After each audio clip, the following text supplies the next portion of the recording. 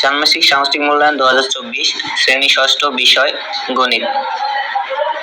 এখানে একক কাজ হচ্ছে একটি সংখ্যা ও অপর একটি সংখ্যার যোগফল 125 এবং একটি সংখ্যার 4 গুণ অপর সংখ্যা হলে অপর সংখ্যাটি কত।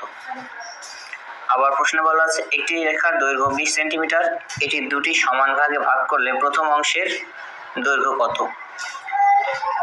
আবার পরের প্রশ্ন রেখা ও রেখাংশের মধ্যে পার্থক্য লিখো। তারপর বলা আছে সংখ্যা রেখা ব্যবহার করে সমাধান করো। -5 + 7, আবার 2 + 6, আবার 12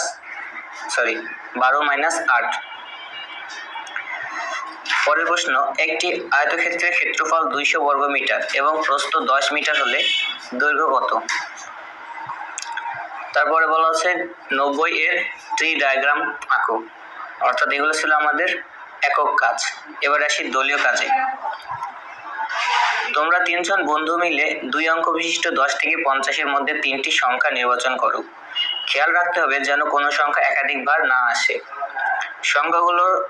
সংখ্যাগুলো ছবির মাধ্যমে এবং ভাগ প্রক্রিয়ায় গসাগু নির্ণয় করো।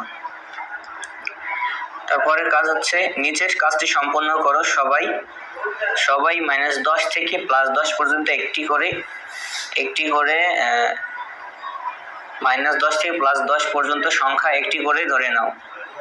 তারপর বলছে কি তোমার দলের সংখ্যাগুলো সহপাঠীর দলের সংখ্যাগুলো, আবার তোমার দলের সংখ্যা ও সহপাঠীর দলের সংখ্যাগুলোর গুণফল।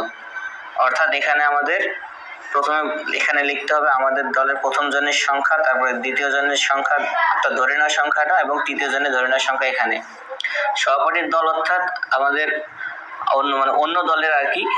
এখানে তার সংখ্যা, এখানে তার দ্বিতীয় জনের সংখ্যা, এখানে তার তৃতীয় জনের সংখ্যা। তারপর বলছে কি তোমার দলের সংখ্যা ও সহপাঠী দলের সংখ্যার গুণফল। তার মানে এখানে যে সংখ্যা সেটা গুণ করে এখানে আমরা উত্তর বসাই দিব। তারপরে এখানে এই ছিল তোমাদের ক্লাস 6 এর গণিত প্রশ্ন।